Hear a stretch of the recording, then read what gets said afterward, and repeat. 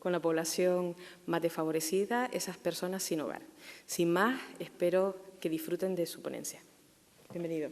Muchas gracias también por la presentación y por la invitación a estas jornadas que llevan ya muchos años siendo un referente y manteniendo un nivel de interés bastante alto. No tengo que negar que como trabajador de lo social y como investigador de lo social, pues me hacía bastante ilusión estar en unas jornadas como esta, porque sin duda este ayuntamiento se ha convertido en un referente en lo que concierne a la atención a los menores y también en los últimos años a las personas mayores, ¿no? Una vez hecho estos agradecimientos, también agradecer la oportunidad de estar en esta mesa todavía impregnada de la sabiduría de Reyes Mate, de su conocimiento. Yo creo que van a poder ustedes apreciar la diferencia entre un intelectual y un técnico. Hoy en día se llaman expertos, que son los que venimos con el PowerPoint. Bueno, yo voy a utilizar, me voy a apoyar en esta herramienta, en el PowerPoint, y voy a hacer voy a intentar dar una visión amplia del tema en el que estamos investigando y trabajando al mismo tiempo, sin ánimo de entrar en los detalles, porque en el poco tiempo sería imposible. Por lo tanto, algunas diapositivas van a pasar bastante rápido, pero bueno, sirven solo digamos, de anclaje para mi memoria, ¿no? El índice de trabajo que propongo para estas jornadas es el siguiente, ¿no? Me gustaría iniciar haciendo una breve reflexión sobre estos dos conceptos, el concepto de pobreza y el concepto de exclusión social. Posteriormente hablaré de lo que se conoce como el círculo de la pobreza o el círculo de la exclusión social y concretamente de mi tema de investigación, que es cómo esta exclusión social se va interiorizando para fundirse con el ADN de la personalidad de ese ser en desarrollo, ¿no? A pesar de que el desarrollo del niño es un continuo, no debe entenderse como fragmentado, he elegido 3 momentos en este desarrollo de mucha importancia por el impacto que puede tener esta desconexión, esta exclusión, esta pobreza sobre su desarrollo, produciendo un desarrollo atípico en la infancia. Estos 3 momentos pues son en la primera infancia la formación del apego, y entonces hablaré de niños excluidos de la seguridad básica que da la figura de apego.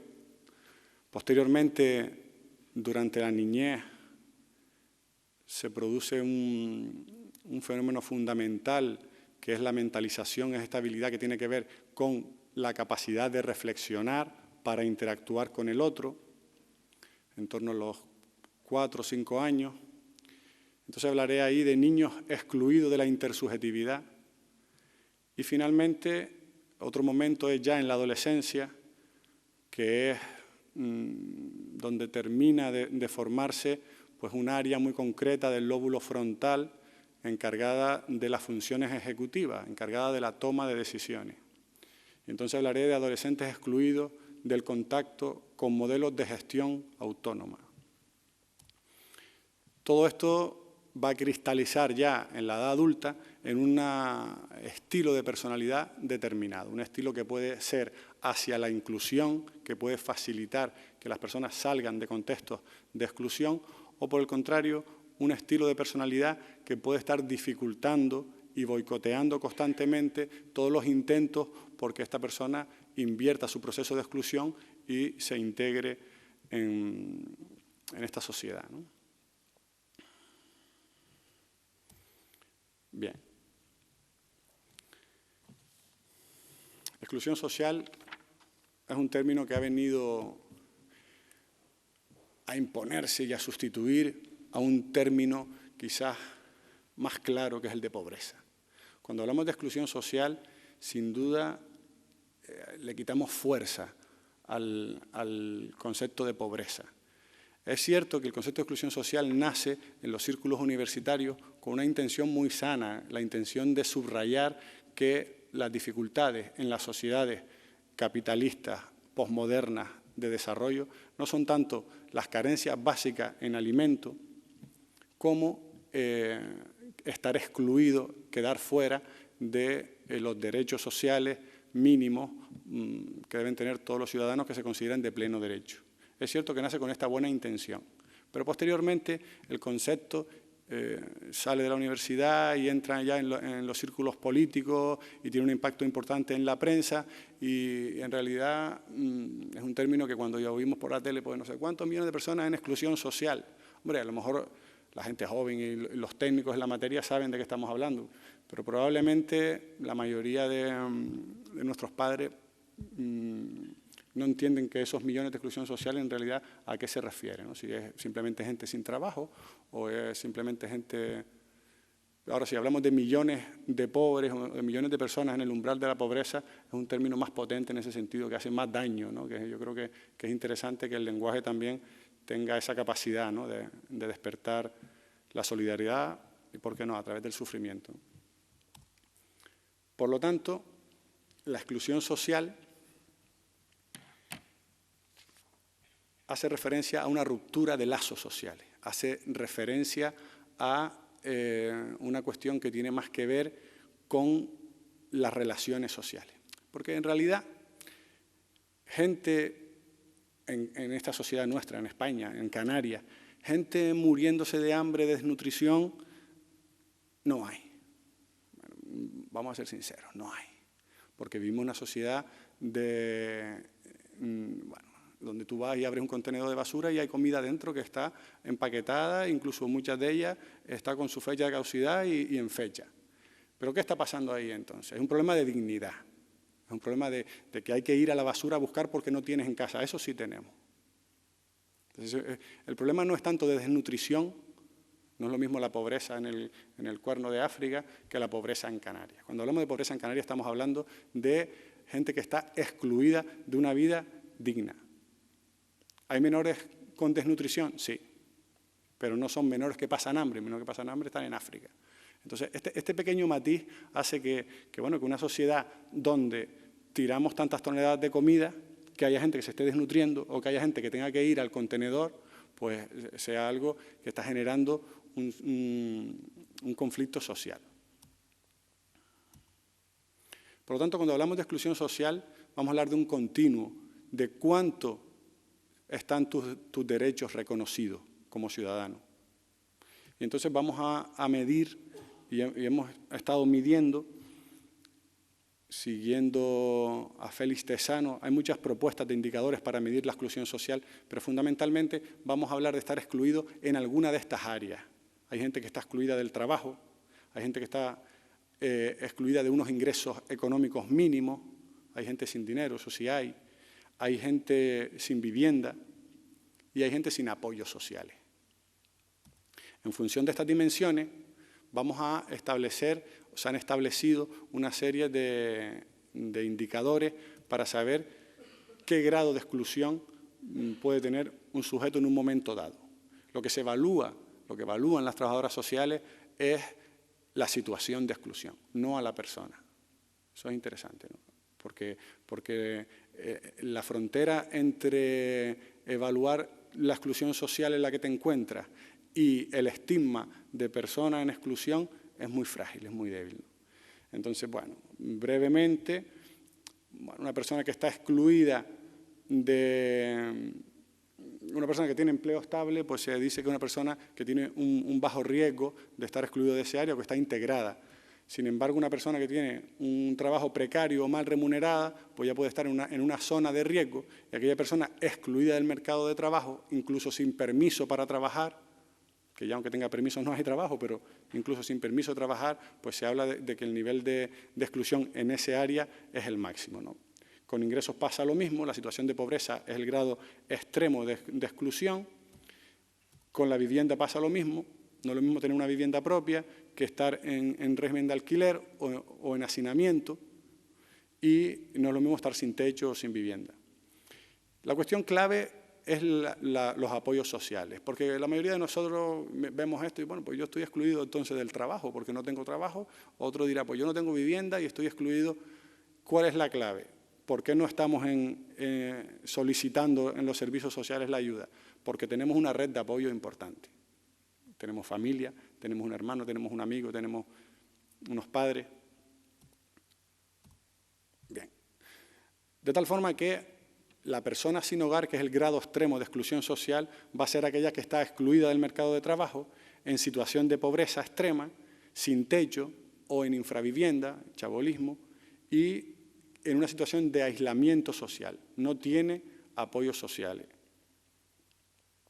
Y en grado extremo ni siquiera institucionales, es decir, ni siquiera están en los centros para personas sin hogar, sino están en la calle, ¿no? Bueno, por lo tanto, resumiendo, ¿quiénes son los excluidos? Bueno, la población sobrante. Eso tiene que doler un poco, ¿no? La población sobrante, los sin techo, los sin hogar, los sin empleo, los sin escuela, las minorías étnicas, los sin papeles, los sin afectos, hablando ahí también de prostitución, hablando de niños que no tienen figuras de apego, y los sin recursos. Últimamente el perfil de personas sin hogar está cambiando, cada vez más jubilados con salarios insuficientes, cada vez más hombres separados, cada vez más gente con una problemática que antes no frecuentaba los servicios sociales, ahora está frecuentando porque se une la falta de trabajo, etcétera, etcétera, ¿no? El encarecimiento de la vida. Bueno, ¿qué aporta la definición de pobreza? La definición de pobreza lo que nos viene a decir es que la exclusión social no es un tema tanto de carencia en alimentos como de desigualdad en la pirámide social. ¿En qué medida tienes o no un lugar en la sociedad? ¿Tienes un lugar en tu comunidad de vecinos? ¿Tienes un lugar en tu trabajo o en tu centro de estudio? ¿Eres alguien allí o no eres nadie? Es una cuestión, por lo tanto, de invisibilidad. Y, por supuesto, conlleva riesgo de ruptura social.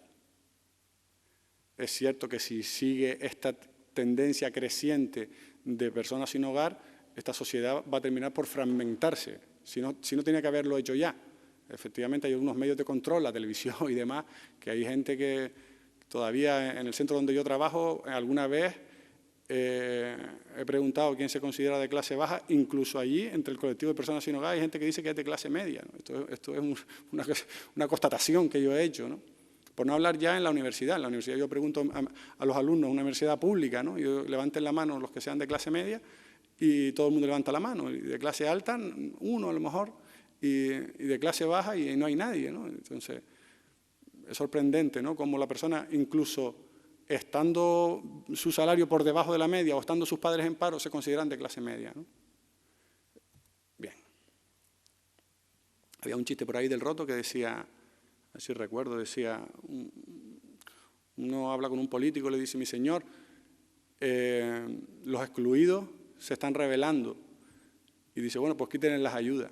Dice, bueno, no podemos porque no tienen. Dice, pues despidan de los trabajos. Dice, no podemos, no trabajan. Dice, pues derriben sus casas. Dice, no se puede porque no tienen casa. Y entonces dice el político, entonces estamos perdidos. Porque una persona que no tiene nada que perder es una persona que en realidad es peligrosa. Claro que es peligroso. Cuando uno tiene ya unos bienes materiales, tiene una familia que proteger, tiene unos hijos, ahí empiezas a ser menos violento, en realidad. Niños invisibles.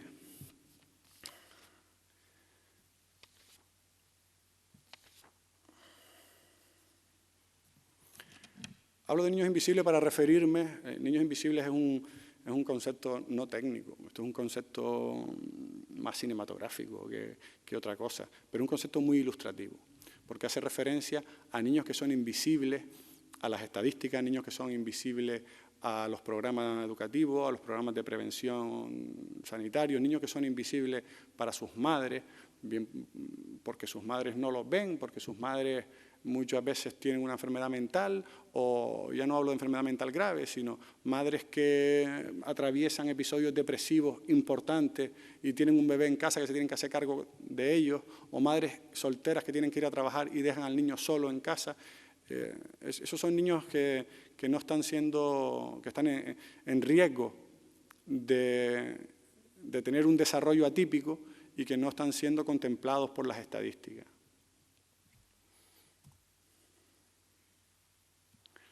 Bueno, esta es una pirámide muy conocida en el mundo del maltrato, porque claro, cuando un niño sufre maltrato físico, es más fácil que sea detectado en el colegio, es más fácil que los servicios sociales salte la alarma y se haga responsable de esa situación, pero cuando el maltrato no es por acción, sino por omisión, porque el maltrato puede ser por acción o puede ser que no se estén cubriendo en esa casa las necesidades mínimas para el desarrollo de ese niño, a nivel intelectual, a nivel emocional y a nivel físico.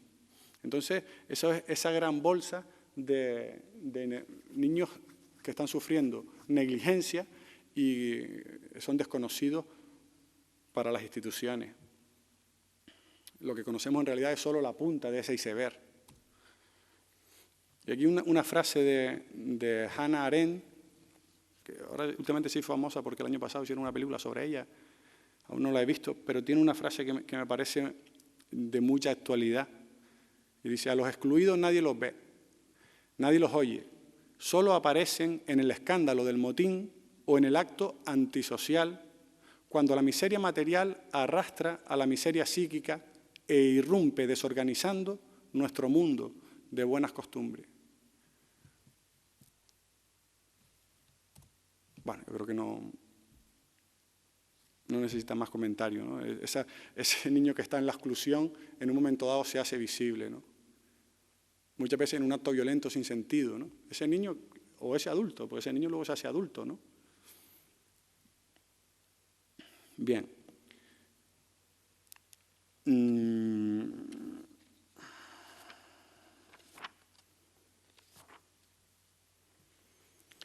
Pero ¿en qué consiste exactamente este desarrollo atípico al que me estoy refiriendo? ¿Y qué evidencias hay de que la pobreza en realidad esté modificando la estructura y la función del cerebro humano?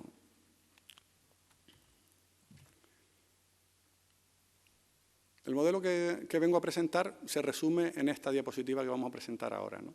Es decir, cuando un niño nace en situación de riesgo, cuando un niño nace en exclusión social extrema, va a tener un impacto en la primera infancia que puede modificar esa situación de exclusión social y esa pobreza, puede modificar un desarrollo normal del vínculo con su madre y producir un trastorno del vínculo en la infancia. Este trastorno del vínculo en la infancia es a lo que me refería, y luego entraremos en detalle, con que son bebés excluidos de la seguridad, fuera de sintonía con su madre, sin un apego seguro.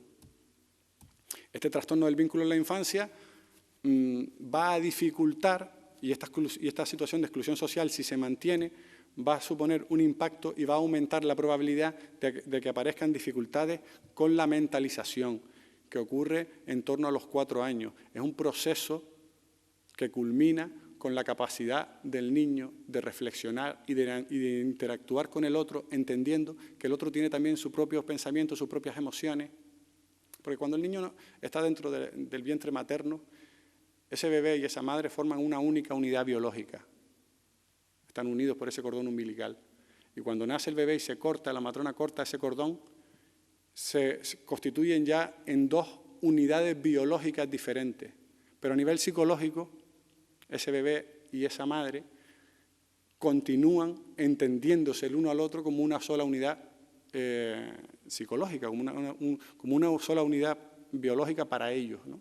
Y ese proceso de distanciamiento, que continúa en ese momento que la madre le va a dar de comer al bebé y el bebé cierra la boca y dice que no quiere y la madre se lo intenta meter, ahí el bebé, ¿qué está haciendo con ese acto que hacen todos los bebés del mundo? Está marcando la diferencia entre yo soy una persona y tú eres otra. Hasta ahora he comido cuando tú querías, pero ahora voy a comer cuando yo quiera. Y ahí ya empieza a construir la subjetividad del bebé. Y esa subjetividad es el inicio, posteriormente, cuando el bebé empieza a señalar algo para que nos lo traigan y el adulto coincide, el adulto sabe que el bebé quiere aquello, el bebé está diciendo, tú piensas, estás viendo lo que yo te señalo, ahí se está produciendo paso a paso pues este proceso de mentalización o este proceso que culmina cuando ya el niño atribuye mente a la otra persona, una mente distinta a la suya. Hasta el momento el niño piensa que lo que él piensa lo piensas tú también y lo que él sabe lo sabes tú también. Bien, cuando hay dificultades en estas etapas y cuando hay dificultades con la etapa anterior, los niños quedan excluidos de esta intersubjetividad. Son incapaces posteriormente de conectar socialmente a este nivel mental. ¿Y qué pasa luego en la segunda infancia, en la segunda niñez, en la preadolescencia y en la adolescencia? Pues es un momento clave, es un momento crítico para que termine de formarse el área prefrontal que se encarga de las funciones ejecutivas. La función ejecutiva, como ya dije antes, se encarga de la toma de decisiones. Y el adolescente, que se convierte en una persona en realidad un poco irracional, un poco irreverente, un poco antisistema, en realidad lo que está haciendo es lo que necesita, que es poner a su persona de referente en situación de resolver conflictos para ello aprender cómo se hace. ¿Vale? Entonces, esto es una visión diferente ya del adolescente. El adolescente no te está desafiando, el adolescente lo que está haciendo en realidad es lo que necesita. Y lo que necesita que es ver cómo una persona que ya tiene esta capacidad desarrollada, cómo toma decisiones, cómo pone límites, cómo actúa. Y entonces, el adulto va prestando esta conciencia al adolescente para que el adolescente alcance pues, esa madurez. Sin embargo, cuando no hay un adulto que haga este papel, cuando el adulto de referente pues, es una persona que a principio de mes cobra la ayuda y se la gasta en los 3 primeros días porque se va al bingo y come pizza todos los días en las pizzerías más caras, pues entonces esto ya hay un modelo que lo que se va interiorizando es una dificultad con la autogestión. Entonces vamos a tener adolescentes excluidos de la gestión autónoma, con dificultades en la toma de decisiones y con muchas conductas de riesgo. Las conductas de riesgo en los adolescentes son normales, ¿no? Bueno, pues se pasa con la droga o va conduciendo en el coche con otro que no tiene carnet, todas estas cosas que hacen en un momento dado algunos adolescentes, pero que luego lo dejan de hacer. Sin embargo, hay gente que tiene 40 años y todavía lo sigue haciendo, ¿no? 50 años, entonces aquí pasa algo, ¿no? Finalmente, ¿qué ocurre con la edad adulta? Si este proceso, claro, esta disfunción ejecutiva, ¿de qué depende?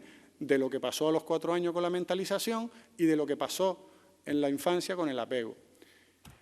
¿Y cuál va a ser el resultado de todo este desarrollo atípico en la edad adulta? Pues un aumento de la probabilidad de que esta persona desarrolle un trastorno de personalidad o una personalidad, si ya no vamos a hablar de trastorno, sí una personalidad que te lleva a perpetuarte en la exclusión. Esto aumenta la probabilidad de que vuelvas a la exclusión, ¿vale? Por eso, cuando vamos a ayudar a una persona en los servicios sociales, venga, ¿qué necesita? Un trabajo, no hay. Cuadra algún plan de empleo, venga, mételo en el plan de empleo, lo metemos en el plan de empleo, venga, vivienda, venga, consíguele ahí un alquiler, una ayuda para alquiler.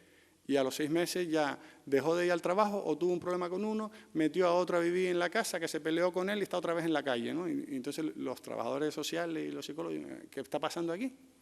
La trabajadora social la manda al psicólogo y mira, ve que tiene porque este no está bien. Y yo soy el psicólogo y yo llegué de la clínica y yo lo evaluaba con mis diagnósticos clínicos, ¿no? Y yo le decía al trabajador social, dice, no tiene nada. Dice, ¿cómo que no tiene nada? ¿A ti te parece normal que se haya gastado el dinero y que haya hecho esto? Y yo le dije, a mí no me parece normal. Entonces, ¿qué tiene? Digo, pues no lo sé. Entonces me tuve que poner a estudiar un poco sobre qué es lo que pasaba en la construcción de esta persona, ¿no? Y es algo que realmente no es clínico, pero es perjudicial, ¿no? Es una conducta de cierta autodestrucción. Yo le decía a mis compañeras que alguna hay por ahí, Le decía, yo creo que esta persona es que lo que pasa es que no entiende nada. Y me decía, pero tú eres el psicólogo, ¿qué diagnóstico es ese que no entiende nada, ¿no? Porque le explico lo que tiene que hacer y no lo hace. Claro, porque hay un problema de base que tiene que ver con este desarrollo atípico. Bueno, aquí hay una parada fundamental que a veces me olvido de decir esto y luego me entran unos remordimientos en casa tremendo. La exclusión social es un problema de origen social. La exclusión social no es un problema psicológico. La pobreza no es un problema psicológico, es un problema social. Cuando hablemos de la solución, habrá que buscar soluciones políticas y soluciones sociales, de cambio de modelo social y de otro reparto de la riqueza. ¿Que hay consecuencias psicológicas? ¿Hay un daño psicológico? Lo hay. ¿Que hay que atenderlo? Lo atiende, lo trabajamos. Se están iniciando ahora mismo unas vías muy interesantes de rehabilitación de estas funciones ejecutivas, trabajando el vínculo, trabajando la mentalización. Eso se puede trabajar, pero la rehabilitación nunca va a acabar con la exclusión social. La exclusión social es un problema del sistema. Este sistema neoliberal, capitalista, bueno, es en el que estamos, nos guste o no, lo que está haciendo es generando cada vez mayores bolsas de personas en exclusión social. Y eso va en aumento. Pero es cierto que esta exclusión social, esta pobreza, se internaliza, ¿no? Yo quería subrayar la importancia que tiene el otro en el desarrollo del niño.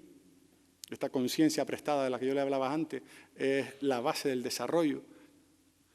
Y esto está en el marco, esto está muy de moda ahora, ¿no? Todo lo que es la neurobiología del apego.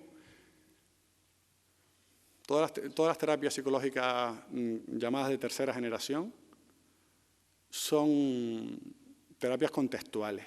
A mí esto me parece muy interesante y nuestra investigación va por ahí. Tomar el cerebro como variable dependiente, no como variable independiente. ¿Qué significa eso? Hasta hace no mucho se suponía que tu cerebro se desarrollaba de una manera y tú por eso eras de esa manera socialmente. Pero ahora lo que estamos diciendo es lo contrario, ¿no? Lo que están diciendo ahora las investigaciones no. Es que esa relación que tú has tenido anteriormente ha generado que tu cerebro se forme de esa manera. Entonces, cuando dicen, no, esto es un problema biológico, ¿por qué? Porque, mira, tiene un daño en las funciones ejecutivas. Sí, pero es que las funciones ejecutivas se terminan de formar a los 16 años precisamente porque necesita del contacto con el otro para desarrollarse de forma adecuada. No sé si estoy explicando con claridad este hecho, ¿no? El hecho de que el niño nace con un cerebro sin desarrollar. Cuando el niño nace, el cerebro del niño pesa 350 gramos y el nuestro ahora pesa casi 1 kilo. Entonces, ¿ahí qué ha pasado?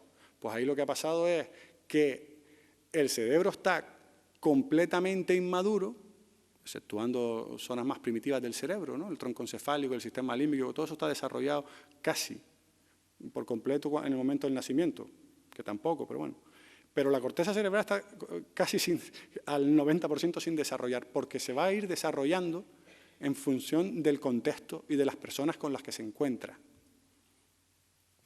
En esta línea tenemos unos estudios muy importantes, una tradición, la de Marta Farah, sobre los efectos de la pobreza en el cerebro.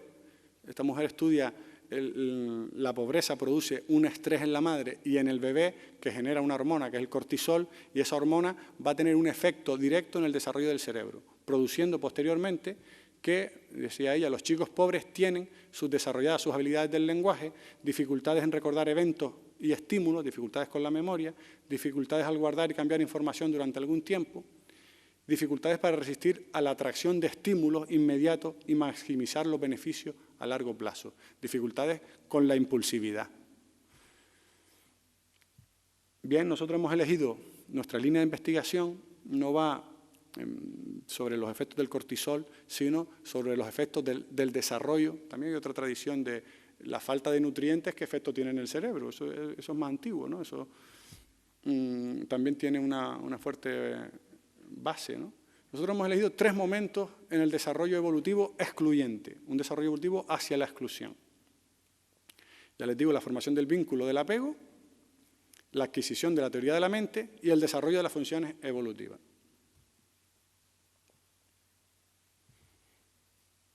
Vamos a hablar un poquito del apego.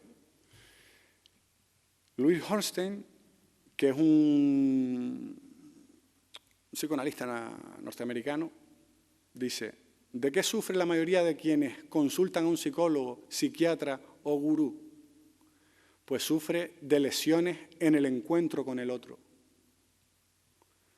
Entonces, claro, decía, hoy en día es bueno ir, hoy, en la terapia de hoy, decía, no, es que es bueno ir al psicólogo, hay gente que se avergüenza del psicólogo, hay que ir al psicólogo. Bueno, yo no sé si hay que ir al psicólogo, hay que construir relaciones distintas a las que estamos construyendo, eso sin duda. Estamos construyendo una forma de relación patológica. Y cuando uno va al psicólogo, en realidad el poder que tiene el psicólogo es el poder de construir contigo una relación distinta a la que tú ya construyes con tus amigos, con tu pareja. Pero si tú puedes construir una relación distinta con tu amigo, con tu pareja, con tu vecino, con tu enemigo, si puedes construir una relación distinta con tu enemigo, igual ya te vas ahorrando el psicólogo. El desarrollo normal del apego, bueno, no me voy a detener demasiado porque aquí hay tesis enteras. Bowlby, que es el máximo exponente de la teoría del apego, tiene 3 tomos así sobre teoría del apego y no se pueden resumir en una diapositiva, pero sí se ha estudiado que el apego tiene diferentes fases. Cuando el bebé nace no tiene predilección por una figura en concreta. Desde el nacimiento hasta los 2 meses de vida hay una etapa que es de sensibilidad social indiscriminada. En realidad al bebé le da igual que la coja la enfermera, que lo coja la madre, que lo coja el padre, le da igual. Es cierto que el bebé tiene predilección por los rostros, es cierto que el bebé ya reconoce la voz de la madre, pero no tiene predilección por uno u otro, ¿no? Se ha teorizado sobre que este periodo es importante en los mamíferos, se da en distintas épocas, en todos los mamíferos, pero distintos periodos, ¿no? En los perros era otro. Pero hay un periodo ahí que dicen que tiene que ver con la posibilidad de ser adoptado, porque es muy frecuente, ya hoy en día no, pero todos los mamíferos, que la madre muera en el parto es algo que era muy habitual. Entonces el bebé ya viene dotado con un mecanismo que dice, bueno, pues durante los 2 primeros meses está la posibilidad de que me adopte otra madre y el apego va a ser igual que si fuera tu madre de origen, tu madre biológica. Con los perros también lo sabemos, ¿no? Si un perro lo separas de la perra que le dio a luz y lo quieres poner que lo amamante otra, tiene que ser rápido, no deje pasar mucho tiempo, si no la otra no lo va a querer y él no va a coger la teta, ¿no? Entonces hay algo de animal en esto, ¿no? Luego viene entre los 2 y los 7 meses una etapa de sensibilidad social discriminada, ya empieza a preferir a algunos adultos con respecto a otros, pero no termina de rechazar a los extraños, ¿no? A partir de los 7 meses, entre los 7 y los 14 meses, el bebé manifiesta clara preferencia por una figura de apego, normalmente la madre. Y se produce pues, un hecho que es que ya empieza a rechazar a los extraños, ya no se va con cualquiera, ¿no? También hay un fenómeno que es cuando las madres tienen los niños con 5 o 6 meses, y es buenísimo, se va con cualquiera. Claro, espérate a que tenga 10 meses y ya verás que no se va con cualquiera, porque ya desarrolla el apego y se puede ir con alguien si es de confianza o si está la madre cerca, si no, pues no querrá irse con un extraño. Y eso es sano, ¿no? Y de ahí en adelante lo que se va a construir es la formación recíproca. El niño va a aprender que la madre es la base de seguridad que lo protege y por lo tanto puede explorar el mundo. El niño se puede alejar, mira que la madre está allí, el niño se aleja, va conociendo, vuelve a mirar, porque sabe que si pasa algo su madre va a venir. Si su madre se aleja, el niño deja de explorar y va allí. De vez en cuando se ha estudiado el movimiento de los niños cuando está la madre cerca y son movimientos de aproximación. El niño se aleja, cuando se siente inseguro porque se está alejando mucho, vuelve la madre, la toca y se va otra vez. Porque ya es como la gasolinera, ¿no? Reposta seguridad y vuelve a explorar el mundo, ¿no? Y esto es algo sano y normal. Pero cuando esta relación no es la natural, no es habitual, pues se pueden producir algunas dificultades, ¿no? El tema del apego lo empezó a desarrollar Bowlby, pero lo hizo basándose en los estudios de Konrad Lorenz, que es un premio Nobel de Medicina, que estudió el fenómeno de impronta o troquelado. Viendo los animales, pues veía, mira los patos, ¿no? Tenía patos y dice, oye, ¿por qué el pato desde que nace ve a una persona y luego va detrás de ti, vayas a donde vayas, ¿no? Luego te das la vuelta y pisas al pato, ¿no? Que es lo habitual porque está ahí detrás. Antiguamente teníamos patos porque los niños compraban patos en el mercado, los tenían en casa, o pollitos, y podíamos ver esto, ¿no? Bueno, pues este hombre, mira, cría patos y mira cómo se te pone. Este Bowlby, que fue el que, estudiando esta impronta de los animales con sus figuras de apego, se dio cuenta que en el bebé humano también existía algo parecido, que es lo que llamó el apego. Lo interesante es que desarrolló, este era un psicólogo inglés, psicoanalista, que se distanciaba bastante por aquella época del psicoanálisis y se acercaba bastante a la ciencia, a la psicología más moderna, más científica, y lo que descubrió es que en la infancia se construyen unos modelos internos de funcionamiento que luego van a estar presentes el resto de tu vida. Luego la relación que tú tienes con tu hijo tiene mucho que ver con la que tú tuviste con tu madre. Y la relación que tienes con tu pareja tiene mucho que ver con la que tú tuviste con tu madre. Y la relación que tienes con tus amigos pues tiene que ver con la que tuviste con tu madre. Tiene algo que ver. Porque hay un modelo de funcionamiento en la relación que fue el que aprendiste en la infancia. Igual que si tú aprendes ahora a jugar al tenis, los movimientos de tu mano tienen mucho que ver con los otros movimientos que ya aprendiste en la infancia. Porque cuando naciste no sabías mover las manos. Fuiste aprendiendo, fuiste generando unos modelos internos de funcionamiento, unos patrones motores para poder mover las manos con cierta habilidad. Ya lo hacemos mecánicamente. Pues aquí pasa lo mismo con las relaciones, ¿no? Bueno, pues esto se desarrolló a partir de la situación extraña. Mary Ainsworth, Bowlby desarrolló la teoría, pero luego Mary Ainsworth y otra Mary May, fueron las que dieron un avance importante y establecieron los distintos tipos de apego en la infancia, ¿vale? A partir de una situación, que es la situación extraña, que yo creo que algunos minutos no pasa nada si, a ver si tenemos suerte y el vínculo nos lleva hasta donde nos tiene que llevar. Porque en realidad esta situación que vamos a ver es unos estudios de laboratorio con niños que son un test de apego en realidad. Y a partir de aquí se observó que había diferentes tipos de apego. La situación extraña pues es esta, en la que la psicóloga se ponía al otro lado del espejo y el bebé interactuaba con unos juguetes que había en una sala en presencia de su madre.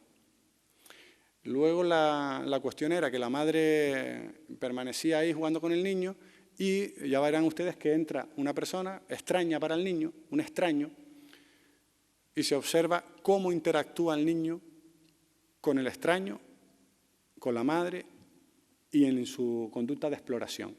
En función de cómo interactúa, se establecía que había varios tipos de actuaciones, varios tipos de niños que respondían de distintas formas. Y a partir de ahí, de este test, lo que se hizo fue establecer distintos tipos de apego. Tipos de apego en realidad solo hay dos, apego seguro o apego inseguro. Y el apego inseguro luego se ha subdividido, que ya veremos, ¿no? Bueno, pues aquí está la madre jugando con el niño, ahora entra el extraño y lo que hacían los psicólogos pues era observar el comportamiento del niño. El niño observa al extraño, lo explora también, con cierta tranquilidad porque su madre está al lado. Pero ahora lo que va a ocurrir es que la madre se levanta y se va y deja al niño con el extraño. Los anglosajones en general tienen pocos escrúpulos. Esto en España dirían, ay no, el pobre, no hacemos el experimento que no lo queremos dejar solo. Entonces se va y el niño no quiere estar con el extraño y ¿qué hace? Va en busca de la madre y se pone a llorar. Yo no sé, aquí no se aprecia, pero el niño se pone a llorar y a dar gritos, ¿no? Porque se siente la amenaza, el peligro real de quedarse con un extraño. La extraña intenta consolar al niño, pero el niño no se deja consolar.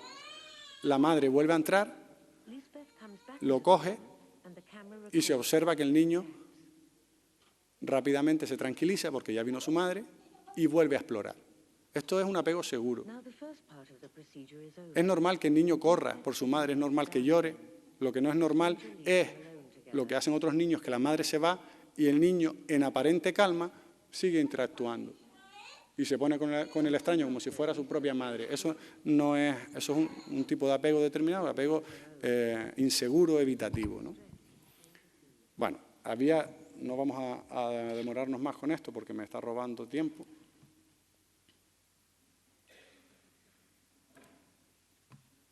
¿Dónde estaba yo?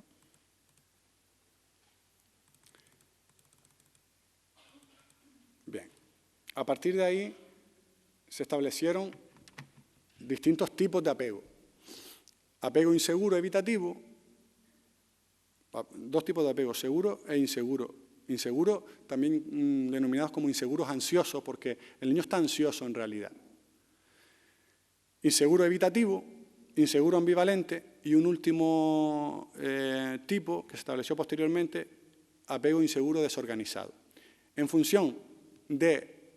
Se estudió después que en función del propio apego de la madre había una correspondencia con el apego del hijo. Los padres autónomos, seguros de sí mismos, autónomos, capaces de reflexionar sobre la experiencia en su propia infancia, capaces de entender qué quería el niño y capaces de tranquilizar a sus niños, esos padres generaban hijos de apego seguro. Los padres negadores, que no daban importancia a la afectividad en la infancia, que no daban importancia al apego, padres que no daban importancia a las emociones, o incluso aquellos que eran temerosos, que eran excesivamente controladores sobre la conducta y las emociones de los niños, van a generar un tipo de apego en el niño evitativo. Son niños que están desvinculados, que aparentan indiferencia, frialdad. Luego, cuando son adultos, lo mismo, también ante desconexión con sus propias emociones, frialdad en la relación con el otro. Los padres preocupados generaban niños ambivalentes porque en realidad estos niños no sabían cómo tranquilizar su ansiedad, ¿vale? Estos niños generaban una conducta de no querer explorar, solo llorar con mucha intensidad y no tranquilizarse incluso cuando entraba la madre.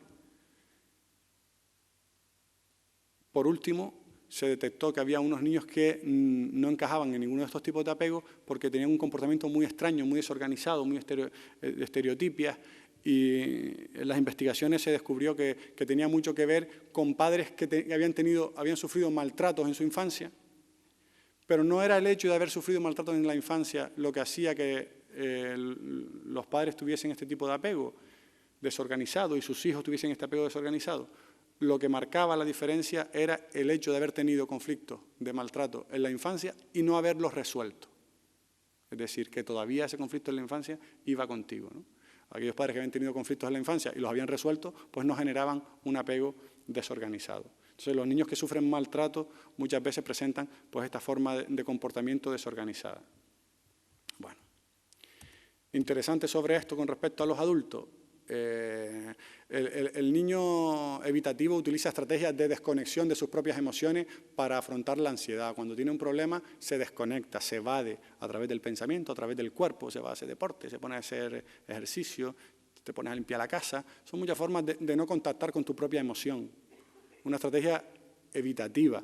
También hay estrategias evitativas que tienen que ver con las personalidades narcisistas, ¿no? Entonces, gente fría, encantada de conocerse a sí misma y con mucha seguridad aparente.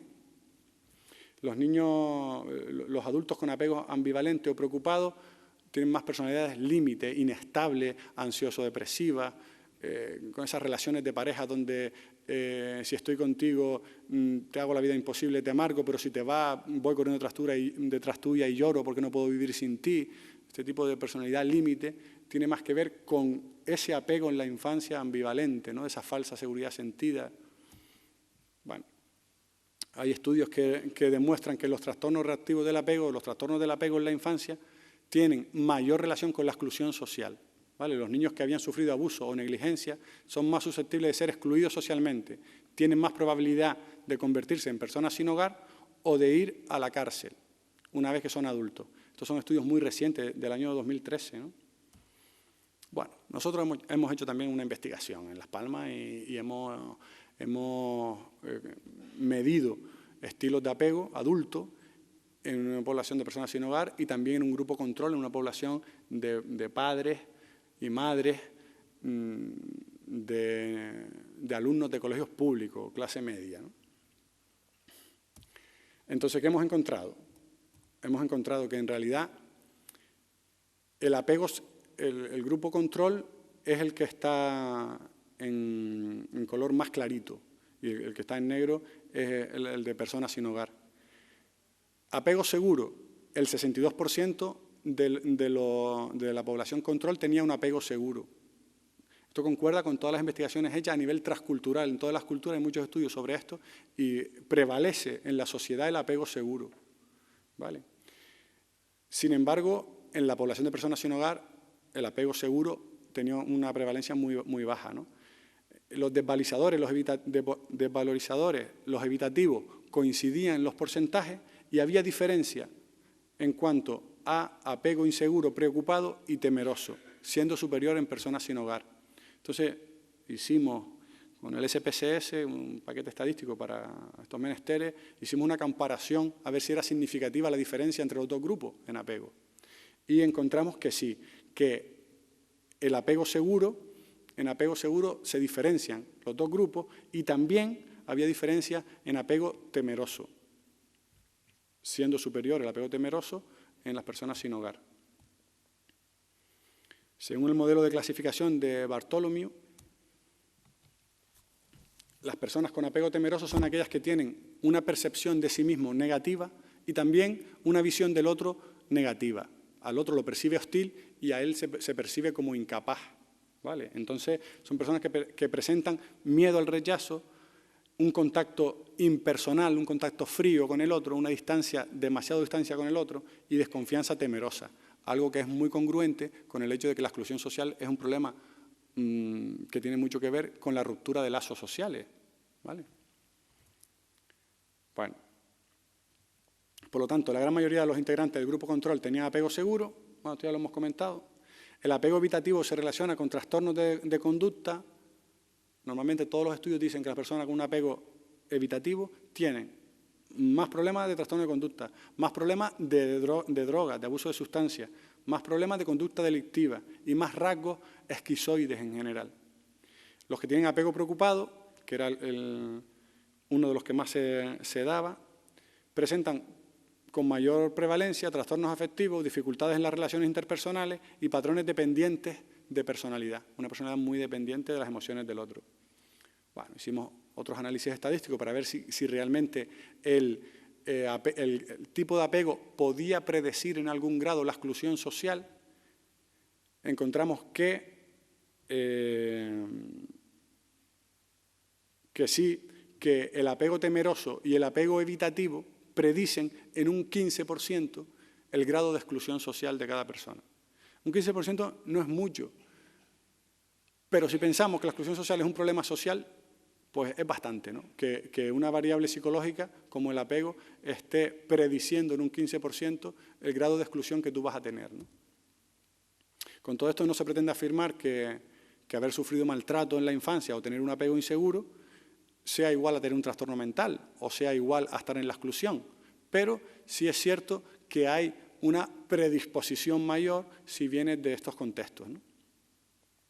Sobre la capacidad de mentalizar no voy a decir nada por razones de tiempo, solo que lo que ya he dicho antes, ¿no? que es una capacidad que es fundamental para poder relacionarse con el otro y que también se ha relacionado con el trastorno de personalidad, el trastorno de personalidad al límite. Eso lo observamos, los que trabajamos día a día con esto, vemos cómo los comportamientos de adultos son bastante infantiles, bastante de prementalización a la hora de relacionarse contigo, ¿no? Por eso se convierte muchas veces esta persona, oye, es que es difícil trabajar con él, es que es difícil vivir con él.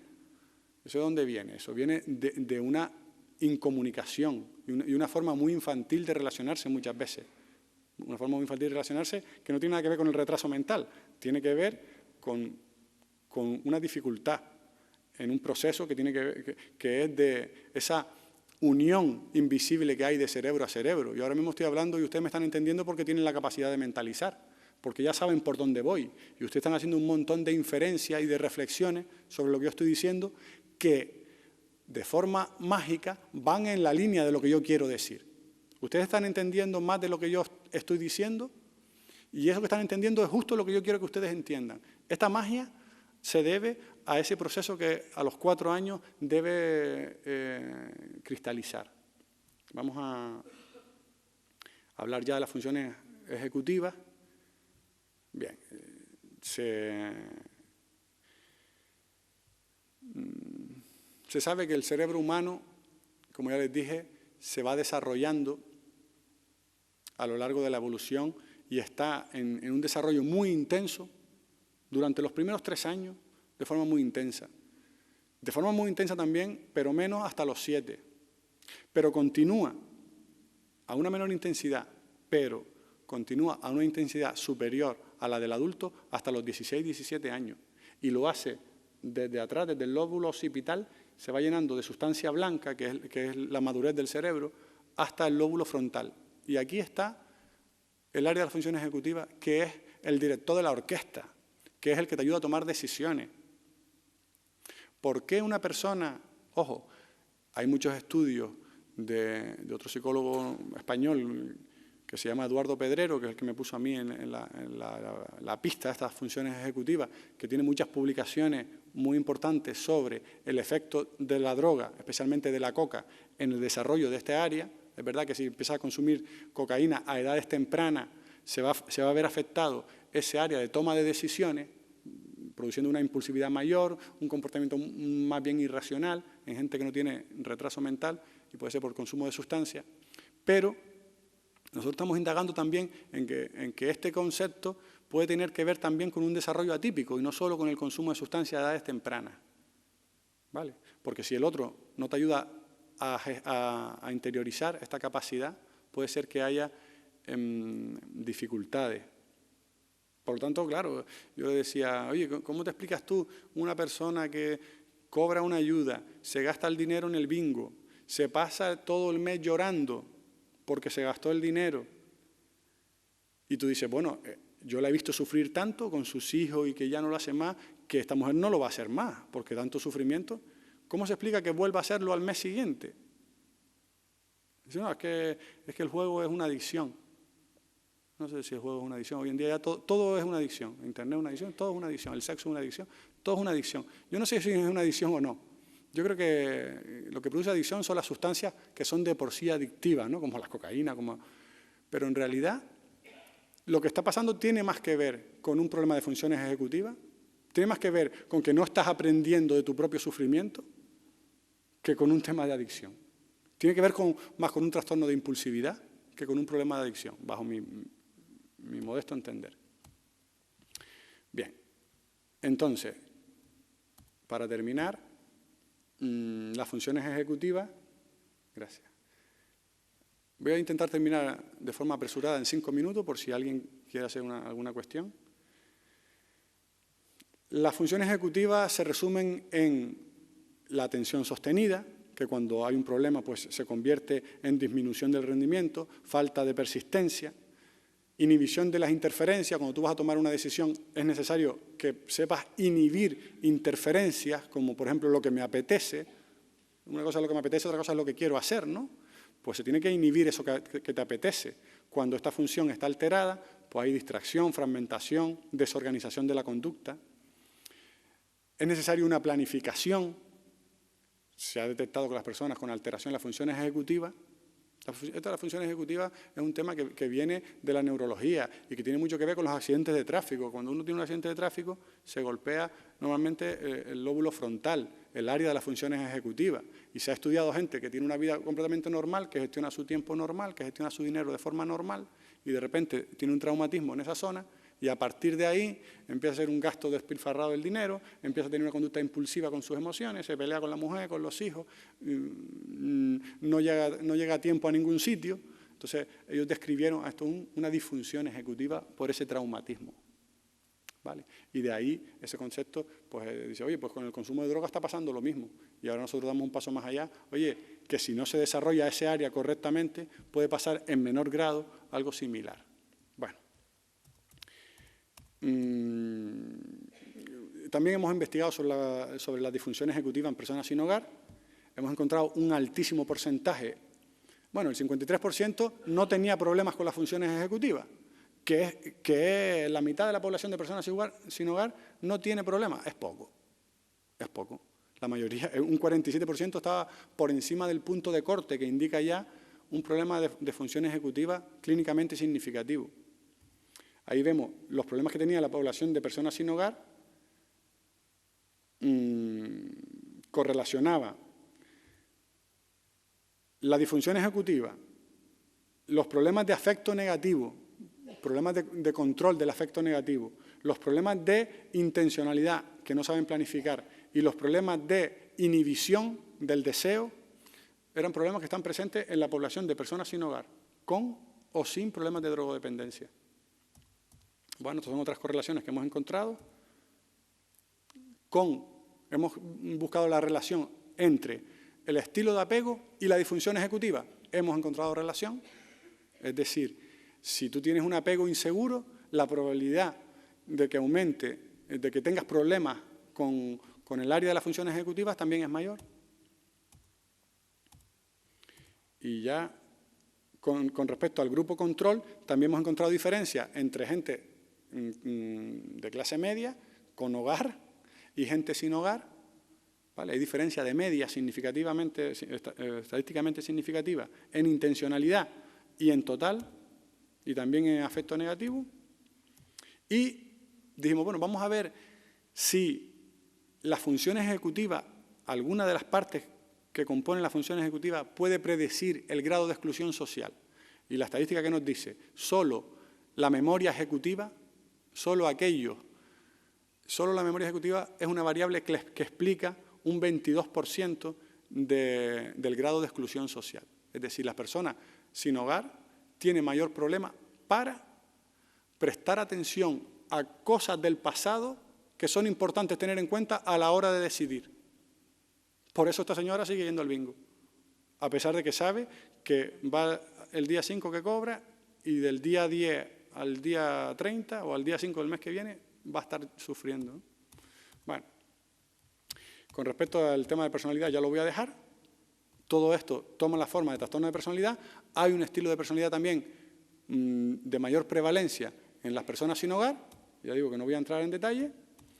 Y voy a ir a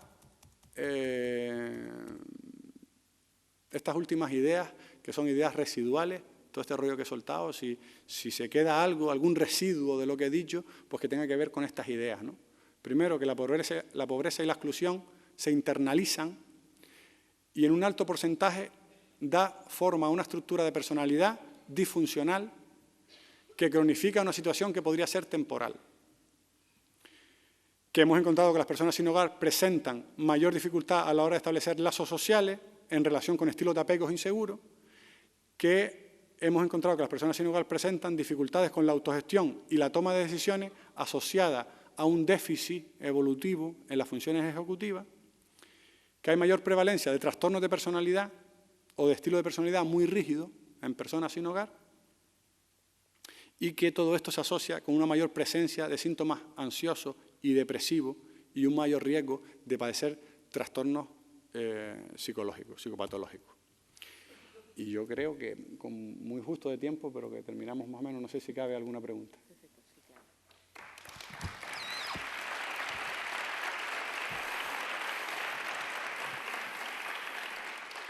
Bueno, agradecerte, José Manuel, tu intervención, muchas gracias. Y ahora se abriría el espacio para, si alguien tiene alguna pregunta, antes de dar paso a ese pequeño descanso.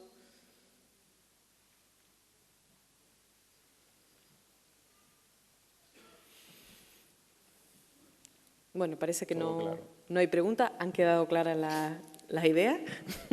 Bueno, damos paso entonces a ese pequeño descanso de media hora y les invitamos a...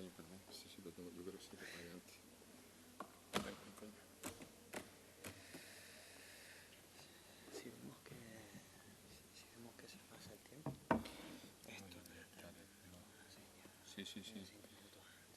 Sí, como